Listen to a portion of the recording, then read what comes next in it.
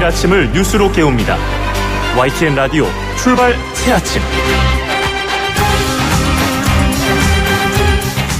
청취자 여러분 안녕하십니까. YTN 라디오 출발 새아침의 백병입니다. 남북 정상회담을 앞두고 합동 공연을 위해 방북했던 우리 측 예술단이 오늘 새벽 인천공항에 도착했습니다. 예술단의 총주의를 맡았던 윤상 음악감독은 믿어지지 않을 만큼 감동했고 인천에 도착해서야 어떤 공연을 하고 왔나 실감할 것이란 소감을 전하기도 했는데요. 과연 김정은 북한 노동당 위원장이 제안한 가을이 왔다는 주제로 한 그 가을 공연 역시 이처럼 그 성황리에 치러질 수 있을까요? 관련 소식 잠시 후 뉴스 브리핑에서 좀 더 자세한 이야기 나눠보겠습니다. 지방선거가 하루하루 다가오면서 그 각 당의 출마 후보 공천 작업도 속도를 내고 있습니다. 그리고 선거하면 빠질 수 없는 연대 이야기도 그 심심치 않게 등장하고 있는데요. 오늘 1부와 2부에 바른미래당 박주선 공동대표 그리고 자유한국당의 공천관리위원장을 맡고 있는 홍문표 사무총장 차례로 만나보겠습니다. 접대와 성상납을 강요받았다.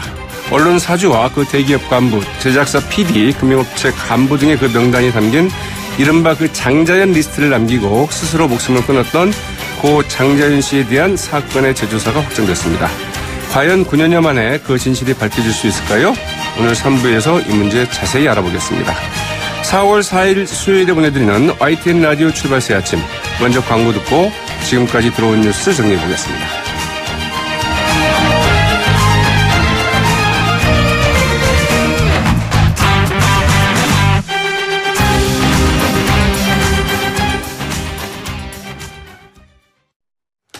지금까지 들어온 뉴스 파이낸셜 뉴스 김성환 기자와 함께 짚어드립니다. 안녕하십니까? 네, 안녕하십니까? 평양공연예술단이 오늘 새벽 3시 넘어서 3시 45분경에 이제 그 인천공항을 통해서 귀국을 했어요? 예, 3박 4일간의 평양 공연을 성공적으로 마친 우리 예술단과 태권도 시범단이 오늘 새벽에 귀국했습니다. 이날 인천공항에 200여 명의 취재진이 몰렸다고 하는데요. 공연에 참가한 예술인들은 다소 지쳤지만 밝은 표정이었습니다. 여러 예술인들이 여러 가지 몸살도 앓고 후두염도 있고 대상포진도 앓았다 이렇게 밝혔는데요. 네. 이날 공연 첫날에는 김정은 북한 노동위원장 위원장도 참석을 했었고요. 공연 당시 윤도현이 부른 남자는 배, 여자는 항구를 그 락으로 편곡해서 부른 것이 있었고요. 이 곡은 김정은 위원장의 생모 고영희의 생전 애창곡이었다고 합니다. 백지영이 나왔을 때는 위원장이 저 가수는 한국에서 어느 정도 인기가 있냐 이렇게 묻기도 했고요. 네. 두 차례의 태권도 시범 공연도 있었습니다. 윤상 음악감독은 다들 이게 현실적이라고 믿어지지 않을 만큼 감동하셨고 참가한 모든 예술인에도 진심으로 감사드린다 이렇게 말을 했다고 합니다. 네. 말씀하신 것처럼 이 예술단원들 이 부상 투혼을 좀 발휘를 했고요. 또 네. 어제 이제 북한 측에서 그 만찬 네. 이 제공을 하면서 이 귀국 시간이 좀 늦어진 것 아닌가 이런 생각도 드는데 말이죠. 예, 네. 1시간 정도 연기가 됐다고 합니다. 오늘 새벽에 왔다고 그러니 전세기편으로 온 거죠? 예. 네.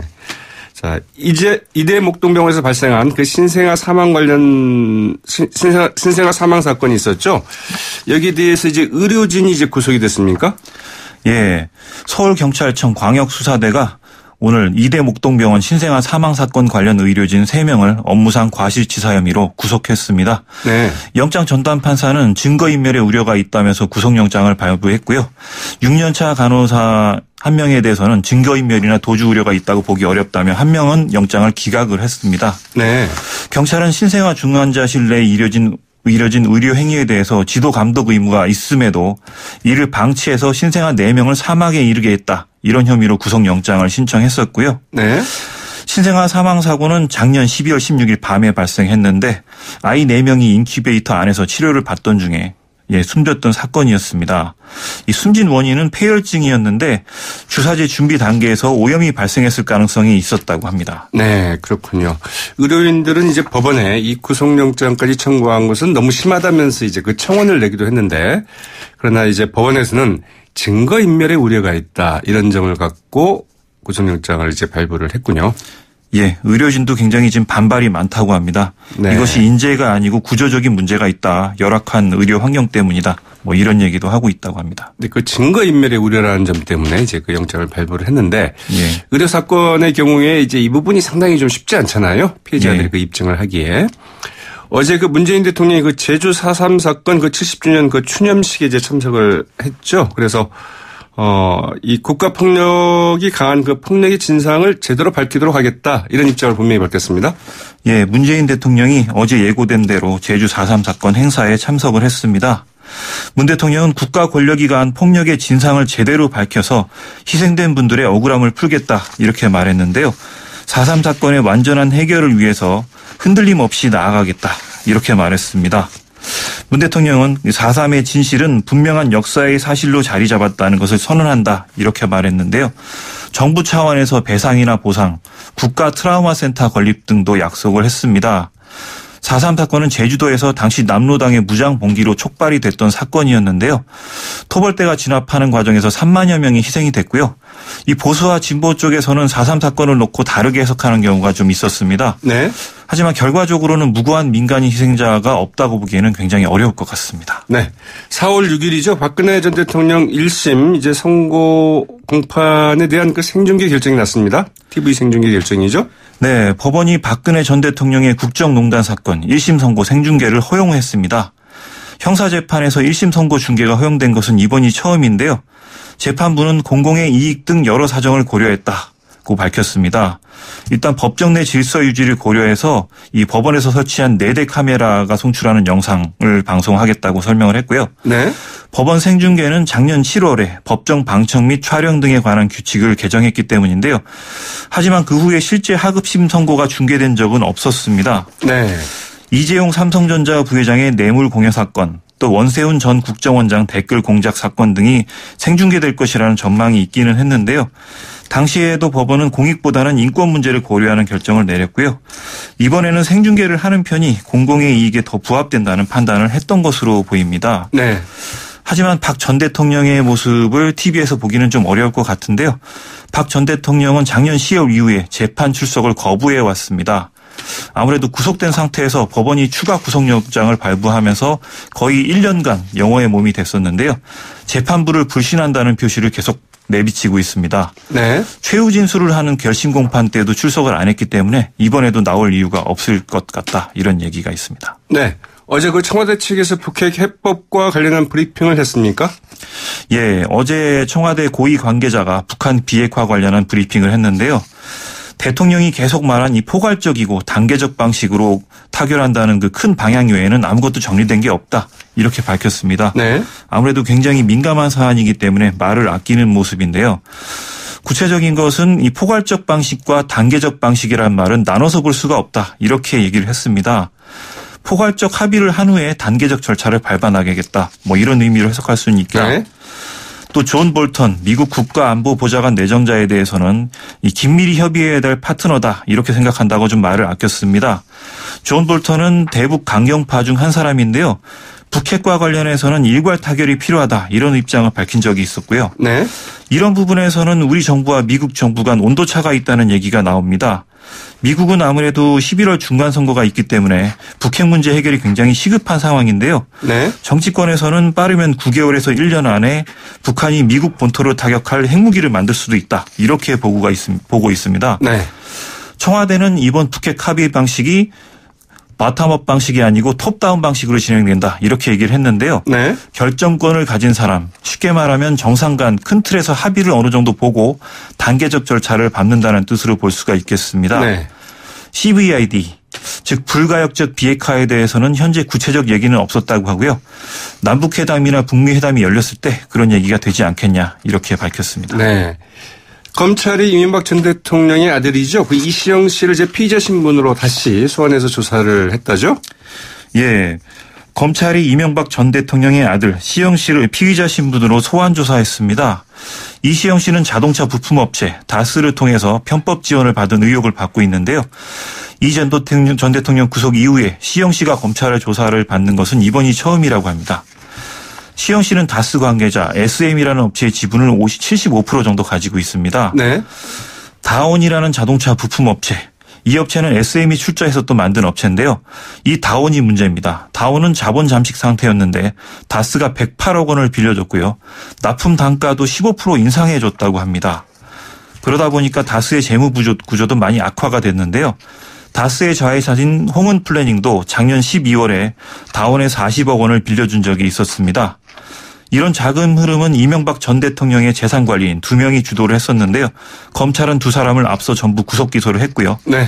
2사람 범행에는 시영씨 지시가 있었다고 보고 공범으로 입건한 상태입니다. 결과적으로는 다스가 누구 소유냐 하는 물음으로 귀결되는 상황인데요. 네. 이 전 대통령의 지시나 관여가 있었는지가 수사에 초점이 되고 있습니다. 네. 검찰 이명박 전 대통령에 대해서 진술을 거부할 권리는 있지만 그러나 조사를 거부할 권리는 없다. 이런 말도 했다고 하죠. 네. 잘 들었습니다. 네. 지금까지 파이낸셜 뉴스 김성환 기자였습니다.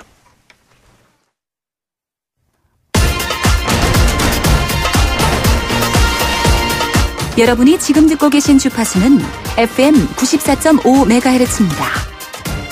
YTN 뉴스 FM.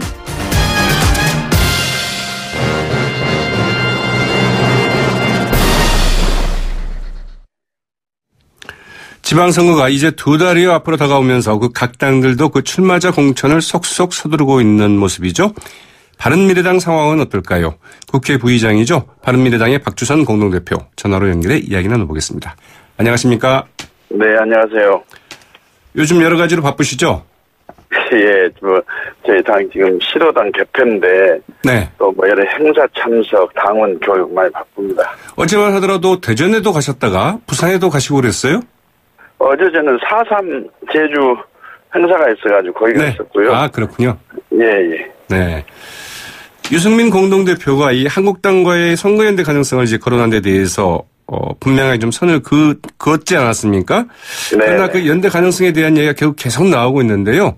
왜 그렇다고 보시는지요? 언론에 다시 한번 제가 정중히 요청을 드리겠습니다. 저희 자유한국당은 네. 이번 지방선거를 통해서 청산과 극복의 대상이지 연대와 연합의 대상이 될 수가 없습니다. 또 그리고 저희들이 이제 지지율이 낮다 보니까 네. 또 자유한국당하고 지지율을 합해도 지금 민주당 지지율 반밖에 안 되는 상황에서 네. 합하지 않고 어떻게 민주당을 이기겠느냐. 그러니까 선거공학적으로 이렇게 분석을 하고 계시는데 저희들은 국정농단의 책임이 있고 전직 대통령이 2분이 동시에 지금 감옥에 구속돼 있는데 거기에 대한 책임이 있을 뿐만 아니라 네. 그 구속된 것 자체에 대한 평가도 국민과 너무 동떨어진 시각을 갖고 있는 자유한국당과는 연대 연합의 대상이 될 수가 없습니다. 네. 저희들이 왜 양극단의 보수 진보 이념의 높은 또 두꺼운 벽을 허물어서 중도 개혁 실용의 정당의 기치를 들고 출범했는데 왜 저희 정체성을 포기하면서 자유한국당화가 돼야 됩니까? 그건 네. 국민을 기망한 행위입니다. 네. 문제는 유승민 공동대표의 발언에서부터 이게 촉발이 됐잖아요. 그런데 네. 그 유승민 공동대표 같은 경우에는 아직 확실하게 여기에 대해서 분명한 입장을 표명한 것 같지는 않는데요. 아니 유승민 공동대표도 네. 그때 발언할 당시에 당에서 동의를 하고 국민이 동의를 해준다면 자유한국당과 연대도 생각해 볼 수 있다 하는 이야기인데 당에서 자유한국당과 연대를 하고 국민 연대를 하라고 명령을 한다면 그걸 거부할 정당이 어디 있겠습니까? 그런데 네. 지금 그렇지 않는 상황이기 때문에 그건 오히려 유 대표는 지금 자유한국당과는 연대를 할 수 없다는 것을 강조하기 위한 반어법을 쓴 것이다. 저는 그렇게 해석을 하고 또 유 대표가 저희 비공개 최고위원회에서도 그렇게 해명을 했고 네. 또 공개 최고위원회에서도 그렇게 이야기를 했고 그래서 오늘 이 방송을 통해 가지고 다시는 자유한국당과의 지방선거에서 연대 연합이 없다는 것을 좀 확실히 해주시기 바랍니다. 네, 그래요. 그러나 선거라는 게 이제 여러 가지 지역 구도가 있지 않습니까? 각기 그래서 네. 꼭 중앙당 차원은 아니라 하더라도 이 지역 차원에서의 그 후보 간의 연대 이런 것도 좀 이루어질 수 있지 않을까요? 아니 그것은 네. 서로 간의 지역 사정과 지지 성향을 비교를 해가지고 자신이 없기 때문에 출마를 안 하거나 또는 출마했다가 사퇴를 하는 경우는 그걸 막을 수가 없지 않습니까? 그건 뭐 네. 중앙당에서 그렇게 하라 마라 이런 지침을 준 것이 아니고 후보가 자유자재로 판단해가지고 안 하는 거에 어떻게 막을 방법이 없잖아요. 그것을 연대라 연합으로 본다 하면 그건 네. 연대 연합에 대한 개념이 정리가 잘 안 된 말씀이죠. 네, 알겠습니다. 어제 저희가 민주평화당의 박지원 의원과 이제 인터뷰를 했는데요. 네. 박주선 대표를 비롯해서 이 국민의당 출신 의원들이 결국은 속은 것 아니겠느냐. 지금이라도 결단을 하시고 민평당과 함께하자 이런 이야기를 했습니다. 아니 그럼 무슨 명분과 무슨 도리상으로 그런 말씀하실지 하는지 여쭤보고 싶은데요. 네. 지금 속지 않고 있다는 것은 제가 지금 말씀드렸지 않습니까? 속이는 사람도 없고 속이면 넘어갈 사람도 없습니다. 네. 그리고 지금 정체성이 맞지 않다는 이유로 또 호남은 호남끼리 뭉쳐야 된다는 이유로 탈당을 해가지고 네. 그 명분도 없고 분열을 조장하고 오히려 호남을 욕되게 하는 그런 정당을 창당했다가 이제는 또 교섭단체가 안 되니까 일할 수 없다 하는 비난 여론에 직면하니까 이제 정체성이 전혀 다른 정의당과 통합을 했는데 통합이 아니라 교섭단체를 구성했는데 네. 차라리 합당을 해야죠. 그러려면은 그러면 어떻게 DNA도 다르고 혈액형도 다른 정당끼리 교섭단체를 구성해가지고 무슨 거의 평화가 올 것이며 네. 또 어떻게 정체성이 다른 정당 간에 합당을 하지 못하면서 교섭단체는 구성해가지고 한다는 것이 어떻게 정의로운 것인지 저 이해할 수가 없습니다. 네. 누가 누구한테 그런 이야기를 할 수 있겠느냐. 이런 말씀이군요. 예. 앞서 이승민 공동대표 이야기를 했는데요. 이승민 공동대표가 자유한국당과의 연대 가능성 조금은 열려있는 것 아니겠느냐. 이런 이야기를 한 게 이제 원희룡 제주지사 때문에 그런 말을 했다. 이런 분석들도 나오고 있지 않습니까? 원희룡 제주지사가 상당히 어려움을 겪고 있고 결국 탈당해서 무소속으로 출마하지 않겠느냐. 이런 관측이 있는데 어떻게 원희룡 제주지사 문제는 정리가 됐습니까? 아니 아직까지 본인이 네. 확실한 의사표명을 좀 하지 않고 있습니다. 그래서 저희들은 무소속으로 간다는 게 무슨 의미가 있는 일이냐. 네. 또 바른미래당이 도덕적인 흥결이나 하자가 있는 정당이 아니고 지금 지역 갈등을 부추기고 선동하는 세력들 때문에 지금 주춤하고 있는 것인데 네. 가는 길이 당당하고 떳떳하기 때문에 이 길로 같이 가자 이야기를 하고 있습니다만 아마 원 지사께서도 나름대로 좀 생각을 정리하고 있는 것으로 그렇게 기대를 하고 있고 저희 당에 남아 있어야 되는 것이 아니냐 하는 말씀을 여러 채널로 좀 이야기를 하고 있습니다. 네, 알겠습니다. 그런데 혹여 원희룡 제주지사가 이제 무소속으로 출마할 경우에 바른미래당에서는 어떻게 하겠습니까? 저희들 당연히 후보를 내야죠. 네. 어떻게 지금 중도 개혁 실용 정당을 기치를 들고 양극단 이념 정당을 배제한다고 하면서 후보도 안 내고 어떻게 말로만 그 지방선거에 그렇게 임할 수가 있겠습니까? 네. 그래도 이제 그 선거 전술상 원희룡 지사죠. 원희룡 지사가 무소속으로 나가서 이제 당선이 된 뒤에 나중에 다시 복귀할 수도 있지 않을까요?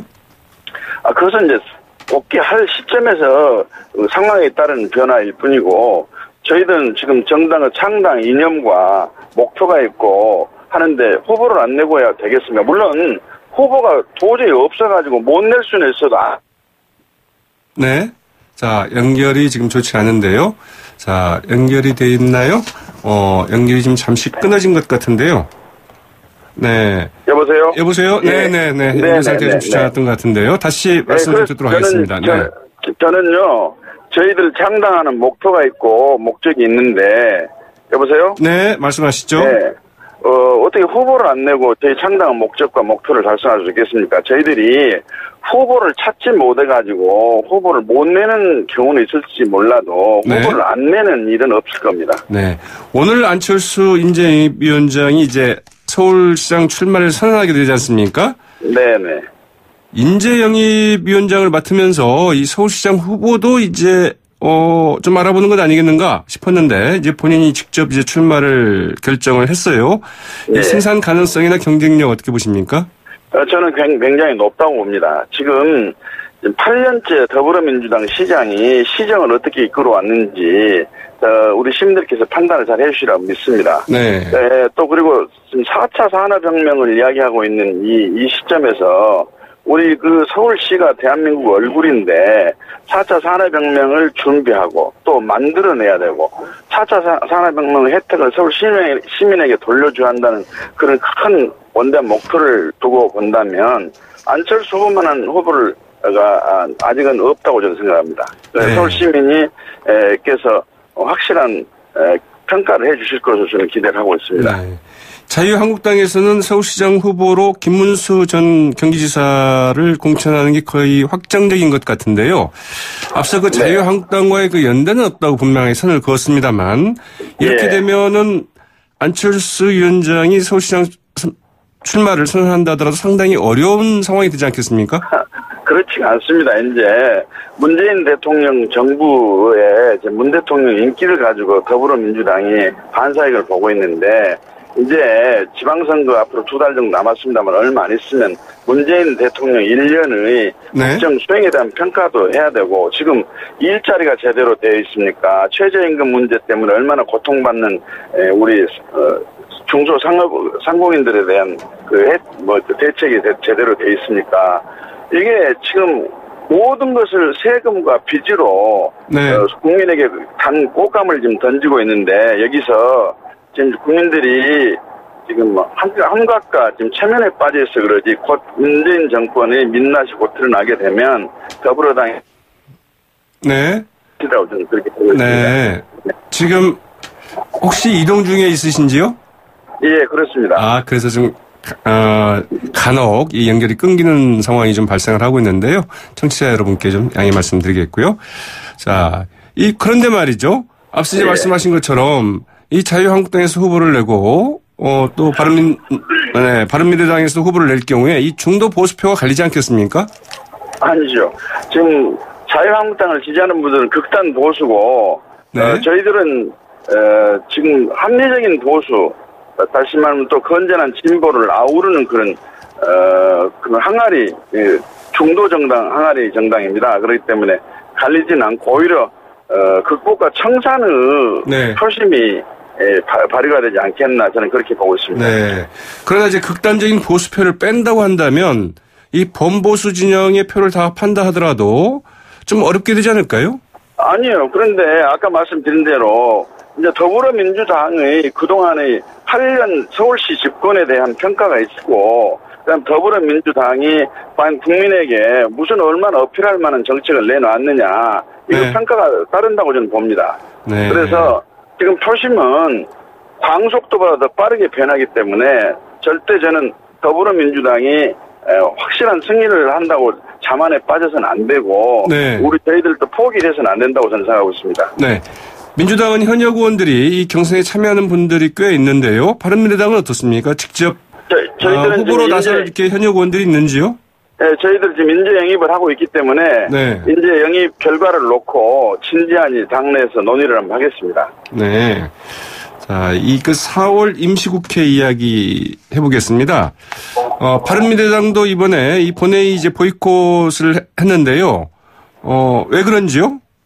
방송법 지배구조를 바꾸자고 민주당에서 야당일 때 주도적으로 법안을 개정안을 제출했는데 이제 여당이 되니까 그걸 못 바꾸겠다고 버티는 겁니다. 그러면 방송을 장악해가지고 지금 방송을 집권당은 나팔수를 만들겠다는 것인데 그걸 국민의 방송을 돌리자. 원래 더불어민주당에서 주도해가지고 제출한 법안이기 때문에 통과시키지 않는데 이걸 거부하고 있기 때문에 이것을 매듭을 풀어줄 정당이 바로 더불어민주당이다. 어째 그럴 수가 있습니까? 이런 두 개의 얼굴을 가진 야누스 정당이다 저는 이야기 안 할 수가 없습니다. 야당일 때는 방송법을 고치자고 주도적으로 법률안 제안해놓고 여당이 되니까 이제 안 고치겠다, 못 고치겠다. 그것도 문재인 대통령께서 지금 방송법을 고치게 되면 소신이 없는 사람이 사장이 될 수가 있다. 이 한마디 때문에 못 고치겠다고 그러는데 그러면 소신 있는 사람이라는 게 정권 방송하고 여당 나팔수 되는 게 소신 있는 사람 역할입니까? 네, 알겠습니다. 있을 수가 없는 일이죠. 네. 하나만 더 여쭙겠습니다. 이 4월 임시국회에서는 아무래도 그 정부가 이제 발의할 청년 일자리를 위한 그 추경안이 쟁점이 될 것 같은데요. 여기에 대한 바른미래당의 입장은 어떤지요?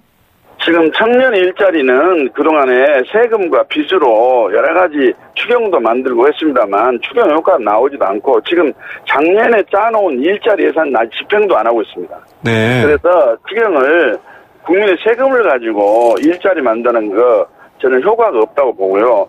청년 일자를 만드는데 누가 반대할 사람이 있으면 얼마나 많은 돈을 붓더라도 누가 또 그걸 거부하겠습니까만은 효과가 없는 짓은 해서는 안 된다. 저는 그렇게 봅니다. 네. 오늘 말씀 여기까지 듣겠습니다. 고맙습니다. 네, 감사합니다. 지금까지 국회 부의장이죠. 바른미래당의 박주선 공동대표였습니다. YTN 라디오 출발 새 아침 1부는 여기까지고요. 저는 잠시 후 2부에 다시 찾아오겠습니다. 소통의 아침을 여는 공정한 목소리 YTN 라디오 출발 새 아침. YTN 라디오 출발 새 아침 2부 순서 시작할 텐데요. 먼저 광고 듣고 오시겠습니다. 앞서 1부에서 바른미래당의 지방선거 준비 상황 들어본 데 이어서 이번에는 제1야당이죠. 자유한국당 이야기 들어보겠습니다. 자유한국당 지방선거 기획위원장이자 공천관리위원장을 맡고 계신 분이죠. 홍문표 사무총장 연결해서 이야기 나눠보겠습니다. 홍문표 사무총장님 안녕하십니까? 네, 안녕하십니까. 홍문표입니다. 공천 때문에 여러 가지로 바쁘시죠? 예, 요즘에 아주 분주하게 참 어렵습니다. 네, 또 언론과도 뭐 인터뷰 하시느라고도 좀 바쁘신 것 같더라고요. 네, 뭐 그러네요. 하다 보니까. 네. 네. 지금 이 광역자치단체장 후보 가운데 네네. 공천이 확정된 곳 사람들이 좀 헷갈려하는 것 같은데 어디가 네. 공천이 확정됐나요?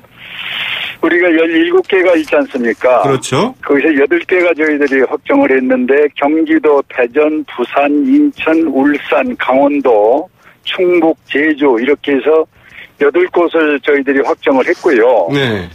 기초단체장은 요번에 226개가 있는데 저희들이 44개를 했습니다. 네.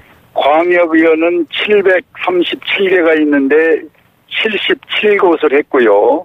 기초위원은 2,541개인데 28개 지역을 했다는 말씀을 드립니다. 네. 기초의원 같은 경우에는 아주 많이 남아 있군요. 네. 네, 많이 남아 있습니다. 네. 근데 가장 이제 관심을 모으고 있는 게 아무래도 이 서울과 경남 지역이 아닐까 싶은데요. 네네. 서울은 김문수 전 경기지사 혹은 뭐 경남지사로는 김태호 전 경남지사 이렇게 네네. 공천이 거의 확정돼 있다. 이런 말들이 나오고 네. 있는데 어떻게 네네. 되는 겁니까? 지금 말씀하신 대로 저희들이 절차상 최고위원만 남았는데요. 네. 이것은 그 금요일 날 그렇게 절차를 밟으면은 모든 그 절차가 끝나는 것으로 이렇게 준비를 하고 있습니다. 아, 그러면 김문수 전 경기지사나 이 김태호 전 경남지사 같은 경우에는 다들 승인을 한 건가요? 네, 그렇습니다. 네. 네네. 일각에서는 김문수 전 경기지사 같은 경우에 결국 그 한국당에서 바른미래당 쪽과 단일화 카드로 준비하고 있는 것 아니냐 이런 이야기도 있습니다. 그건 매번 많은 언론이 말씀을 드렸습니다마는 네. 저희들이 116석이 있는 제1야당 아닙니까? 네. 그런데 어느 당하고 저희들이 뭐 단일화를 하고 연정을 하겠습니까? 그것은 네. 그렇지 않다. 이렇게 한마디로 말씀드립니다. 그러니까 김문수 전 지사께서 서울시장 후보로 나올 경우에 중도에 포기하는 경우는 결코 없을 것이다. 그러면요. 네네. 네. 사실 그 제1야당이 서울시장 후보를 못 낸다거나 혹은 뭐 중도에 포기한다고 한다면 문제일 터인데 그러나 없는 일이죠. 네네.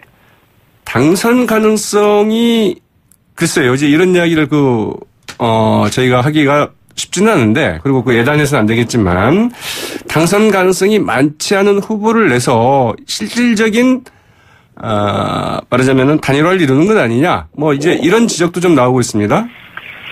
글쎄 후보를 놓고 당선 가능성을 미리 이야기할 수 있는 것은 그 지역 소위 서울 시민들을 무시하는 것입니다. 네. 네, 그것을 저는 깊게 논의하고 싶진 않고요. 네. 우리가 많은 경륜과 경험을 가진 그런 후보를 선택해서 서울시장 후보로 내놓을 때는 당선을 보고 내놓는 것이지 네. 중간에 뭐 중도 하차한다든지 어디 뭐 단일화를 한다든지 그렇게 해서 제1야당으로서 후보를 낸다는 건 참 있을 수 없는 일 아닙니까? 네. 네, 그건 뭐 그런 정도로 제가 말씀을 드리겠습니다. 네. 그렇다고 한다면 서울시장 같은 경우에는 이제 3자 구도로 갈 가능성이 높다고 봐야 될 것 같은데요. 특히 이제 네, 그렇습니다. 보수층 유권자를 두고 바른미래당에 이제 오늘 그 출마 선언을 하는 안철수 인재영입위원장과 그리고 이제 자유한국당의 김문수 전 경기지사가 각축하는 이런 양상으로 전개가 될 것 같습니다. 네네. 네, 보수층의 표의 분열을 우려하는 분들도 있는 것 같은데요.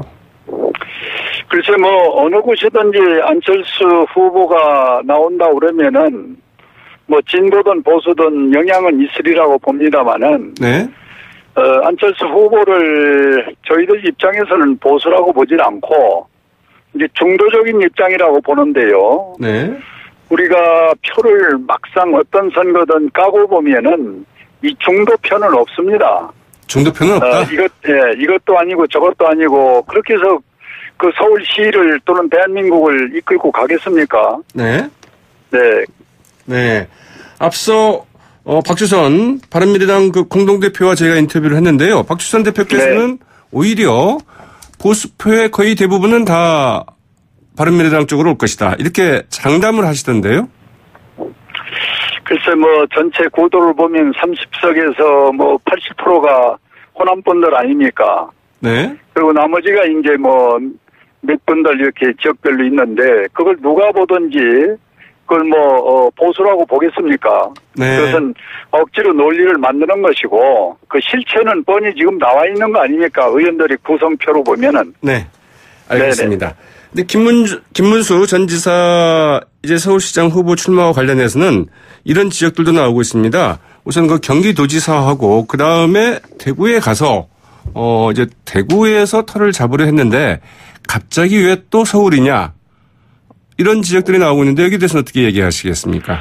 그 지적도 달게 받고 사실이니까 우리가 부인하고 싶지는 않습니다. 그러나 네. 이제 서울시장은 많은 경력과 경험이 없으면은 참 하기가 어려운 자리인데 이분이 이제 국회의원 3번 하고 또 바로 서울과 인접한 경기도에서 도지사를 2번씩 하시고 그리고 많은 당의 경험을 갖고 있기 때문에 네. 어느 때 어디를 가도 이럴 수 있는 능력을 갖춘 분이다. 이렇게 저희들은 판단을 하고 그런 말씀하시는 분들도 있습니다만은 그걸 뛰어넘는 그런 인물로 보고 있습니다. 네. 다른 이야기 좀 해보겠습니다. 더불어민주당의 그 김경수 의원이 경남도지사 후보로 단수 추천이 거의 확실시되고 있죠. 네. 그 경남도지사 후보로는 이제 자유한국당에서 그 김태호 전 지사 이제 앞서 말씀하신 것처럼 거의 확정이 돼 있는데 이제 두 분이 격돌할 것으로 예상이 되는데 어떻게 전망하고 있는지요? 글쎄 저희들은 항상 조심스럽죠. 그러나 이제 김태호 후보의 과거의 치적이나 또 정치력 또 그 새로운 걸로 봐서는 네. 상대 후보 확정이 김경수 후보가 확정이 됐다고 보고 네. 깊게 평가하고 싶지 않지만은 인물이나 정책이나 새로운 걸로 봐서 조금도 뒤지지 않는 후보고 또 그동안 김태호 후보가 계속 김경수 후보를 늘러왔었던 그런 경험이 있기 때문에 네. 이번에도 저희들이 볼 땐 많은 표로 이기지 않겠는가 이렇게 생각을 갖습니다. 네. 낙승을 예상한다. 이런 얘기군요. 네.